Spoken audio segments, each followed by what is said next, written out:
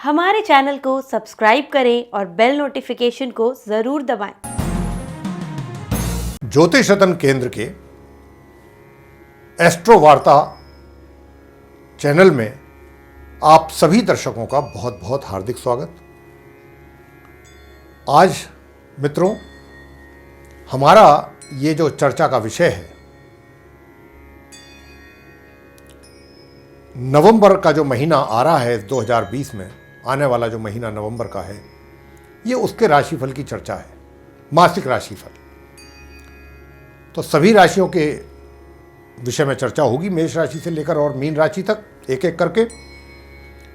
और जैसा कि हम सदैव ये बात आपसे करते हैं कि ये जो राशिफल हम लेकर आते हैं आपके सम्मुख, ये पूर्णतया ग्रह गोचर के आधार पर तैयार होता है। जो ग्रहों की गोचर में जो संचार स्थिति है, उसी के आधार पर ये हम आपको ये राशिफल की चर्चा करते हैं आपके साथ। तो आइए चर्चा आरंभ करते हैं। और कहाँ से चर्चा आरंभ करते हैं कि जो नवंबर के महीने में ग्रहों की गोचर में जो स्थिति रहने वाली है, पहले उससे आपको अवगत कराते हैं और उसके बाद फिर हम आपके साथ चर्चा करेंगे आपके राशिफल के विषय में। तो सूर्य जो कि वर्तमान में अपनी नीच राशि तुला में संचार कर रहे हैं, 16 नवंबर को ये राशि से निकल करके अपनी मित्र राशि वृश्चिक में प्रवेश करेंगे, जहां पर इनकी युति अपने शत्रु ग्रह केतु के साथ बनने जा रही है। मंगल ग्रह जो कि वक्री अवस्था में अपनी मित्र राशि मीन में संचार कर रहे हैं, 14 नवंबर को ये होंगे मार्गी।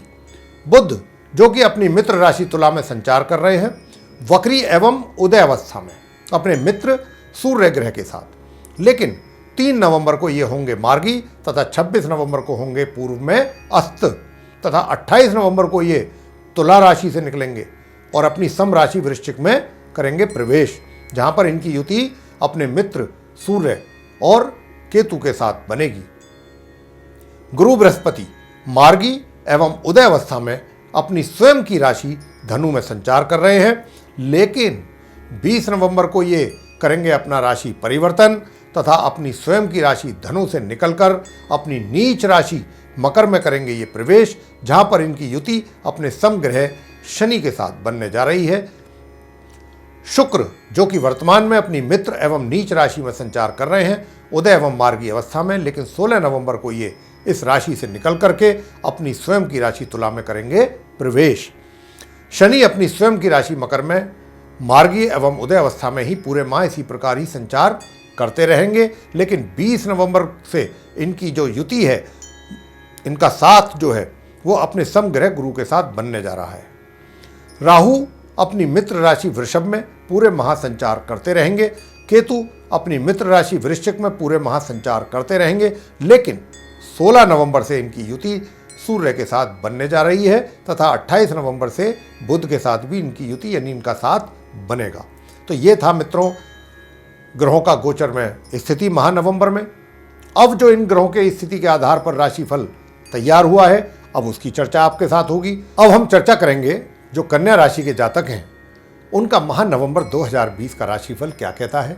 और इस राशिफल में सबसे पहले आपके व्यवसाय के विषय में जानेंगे। तो मित्रों, आप कन्या राशि के जातकों को बताना चाहते हैं कि इस नवंबर माह में आपके नौकरी या व्यापार के जो हालात हैं, चाहे आप व्यापार करते हैं या नौकरी करते हैं, वो सामान्य बने रहेंगे दोनों में। यानी आपके जो भी कार्य अपने कार्य क्षेत्र से जुड़े हुए हैं, वह बिना किसी विघ्न और बाधा के पूरे होते रहेंगे। अगर कोई समस्या आती भी है तो स्वतः ही दूर हो जाएगी, लेकिन आपको कुछ विशेष बातों का अवश्य ध्यान रखना होगा, अन्यथा आपको अपने विभाग में ही हो सकता है कि लज्जित होना पड़ जाए, शर्मसार होना पड़ जाए। सभी के साथ अपना व्यवहार एक तो नरम रखिएगा, सॉफ्ट, पोलाइट रहें। किसी भी कार्य को गलत तरीकों से करने का प्रयोग ना करें। कोई भी कार्य गलत तरीकों को एडॉप्ट करके, उनको अपना करके, प्रयोग करके उन्हें पूरा करने की चेष्टा ना करें। बिना वजह किसी के भी साथ आप वाद विवाद में ना पड़ें, उलझे ना, दूर रहें। ना ही किसी के लिए ऐसे शब्दों का प्रयोग करें जिसके कारण अनावश्यक रूप से आपके लिए समस्या पैदा हो। और आप उसमें उलझ जाएं। इस प्रकार के हालात माह के आरंभ से लेकर माह के मध्य तक ज़्यादा रहने वाले हैं, बहुत अधिक। उसके पश्चात हालात कुछ सामान्य होंगे। माह मध्य से माह के अंत के बीच सुंदर राजयोग का निर्माण हो रहा है ग्रहों के द्वारा, और इस अवधि में अगर आप अपना कोई व्यापार भी आरंभ करना चाहेंगे तो आपको अपने परिवार का पूरा पूरा सहयोग यहां पर प्राप्त होगा। इस अवधि में आपका पराक्रम भी बढ़ेगा इस समय अवधि में, और आप अपने कार्यों में बहुत अधिक रुचि भी लेंगे तथा सफलतापूर्वक आगे की ओर अग्रसर होंगे। वित्तीय स्थिति माह के आरंभ से मध्य के बीच खर्चों की अधिकता रहेगी मित्रों, तथा धन के आगमन में कुछ कमी भी रहेगी, लेकिन माह मध्य से माह के अंत तक आय के साधन बनेंगे, आय होगी तथा धन का ठहराव भी होगा। लेकिन आपके अपने कार्यों में अधिक व्यस्तता के कारण सुख सुविधाओं का लाभ आप नहीं ले पाएंगे इस माह। प्रेम संबंध इस माह के उत्तरार्ध से आप अपने प्रेम संबंधों को मजबूत करने में सफल ही नहीं होंगे, अपितु विवाह के भी बंधन में बंध सकते हैं। खाली प्रेम संबंध तक ही बात नहीं होगी, विवाह तक भी बात जाएगी। इस प्रकार का योग है, अगर चाहेंगे आप, स्वयं अगर चाहेंगे, क्योंकि इस अवधि में ग्रहों के द्वारा जैसा कि हम कह रहे हैं कुछ इतना अच्छा और सुंदर योग बना हुआ है, बन रहा है, लेकिन इस बात की भी संभावना बहुत अधिक है इसके साथ साथ कि आपका मित्र जो है वो समजातीय ना हो। ये भी ग्रह इस ओर भी इशारा कर रहे हैं। पारिवारिक संबंध इस माह के आरंभ से मध्य के बीच आपको अपनी ओर से इस बात का विशेष ध्यान रखना होगा कि आपके अपने व्यवहार में किसी प्रकार की भी कोई त्रुटि ना हो, क्योंकि आपकी छोटी सी किसी गलती से ही परिवार के सदस्यों के साथ आपके संबंधों पर उसका प्रभाव पड़ सकता है। हालांकि महामध्य के उपरांत आपको अपने परिवार की ओर से पूरा सहयोग प्राप्त होने जा रहा है। विवाहित व्यक्तियों के वैवाहिक जीवन में कुछ थोड़ी सी समस्याएं रह सकती हैं। शिक्षा छात्रों को उनकी शिक्षा प्राप्ति को लेकर चल रहे प्रयासों में सामान्य ही परिणामों की प्राप्ति हो पाएगी। अपनी शिक्षा को लेकर अपने प्रयासों को जारी रखें आप, हम यही आपसे कहना चाहते हैं, पूरी गंभीरता के साथ, तभी आप सफलता की आशा कर सकते हैं। संतान आपको इस माह अपनी संतान की ओर से विशेष परिणामों की आशा नहीं रखनी चाहिए। माह उत्तरार्ध से संतान की ओर से मिलने वाले परिणाम आप प्रभावित रहेंगे। स्वास्थ्य इस माह आपका स्वास्थ्य भी सामान्य से नीचे स्तर पर रहने वाला है। अपने स्वास्थ्य का पूरा ध्यान रखिएगा और छाती के नीचे के रोग भी आपको परेशान इस माह कर सकते हैं। उपाय आपको अवश्य बताएंगे, बाकी आपके ऊपर निर्भर करता है कि आप इनको करते हैं या नहीं करते हैं। ये 100% आप पर है। अगर करेंगे तो निश्चित रूप से लाभ भी प्राप्त होगा। महामध्य तक गाय को शुक्रवार के दिन